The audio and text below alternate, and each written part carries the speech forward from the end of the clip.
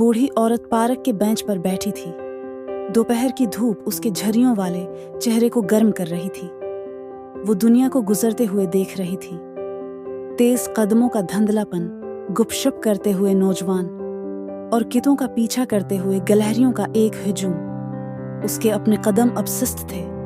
उसकी दुनिया इतनी छोटी हो गई थी जितनी कभी थी, लेकिन उसके दिल के सुकून में जिंदगी भर की कहानियां खुल गईं। इसका आगाज, जैसा कि तमाम जिंदगियों का होता है, एक चीख से हुआ। उसकी अपनी एक नन्ही सी फरियाद उस वसिया नामालूम के खिलाफ। फिर बचपन की जल्दी आई, छले हुए घटने, सरगोशियों वाले राज, खेतों में नंगे पांव भागने की नशा आवर आजादी। उसे मायूसी की टीस, एक सख्त लफ्ज की जलन, शर्मिंदगी की तपश याद थी, लेकिन एक मुश्तरका हंसी की लामहदूद खुशी, माँ की गोद की राहत भी। नौजवानी एक तूफान थी, पहली मोहब्बत, अजीब और गरीब रक्स, किसी चीज की तड़प। उसने अपने छोटे से कस्बे से भागने, दुनिया देखने, अपनी शिनाख्त बनाने का ख्वाब देखा था, और उसने आखिरकार ऐसा किया।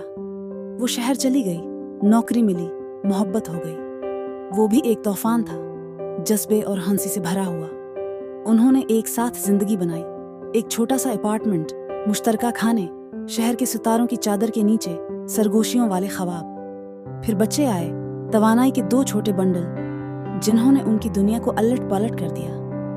अचानक इसके ख्वाब बदल गए, उनके ख्वाबों से जड़ गए। इसने अपना दिलमा बनने में डाला, बेख्वाब रातें, लामतनाही परेशानियां, ओवरवेलमिंग मोहब्बत। उसने कुर्बानी का मतलब सीखा, अपने बच्चों को बढ़ते हुए देखने की खामोश खुशी, उनके पहले कदम, उनके पहले अल्फाज, स्कूल का उनका पहला दिन। जिंदगी हमेशा आसान नहीं थी, मुश्किलात तो थी यकीनन, माली परेशानियां, सेहत के मसाइल, दोस्तों का आहिस्ता आहिस्ता दूर होना, और फिर सबसे बड़ा धचका, उसे खोना।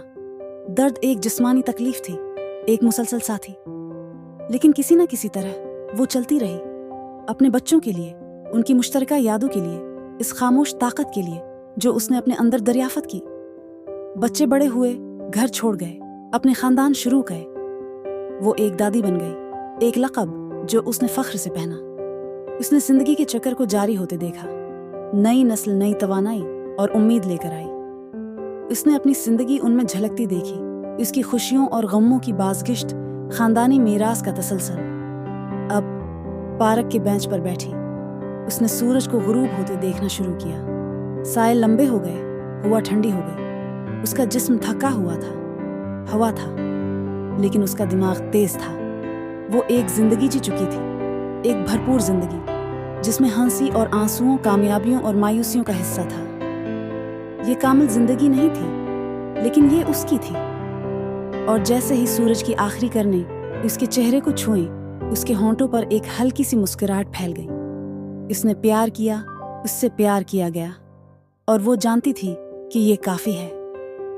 उसकी जिंदगी की कहानियां, जो उसके चेहरे की लकीरों और उसके दिल की यादों में किंदा हैं, नस्लों तक सरगोशी करती रहेंगी, जो इंसानी रूह की पायदार ताकत का सबूत है।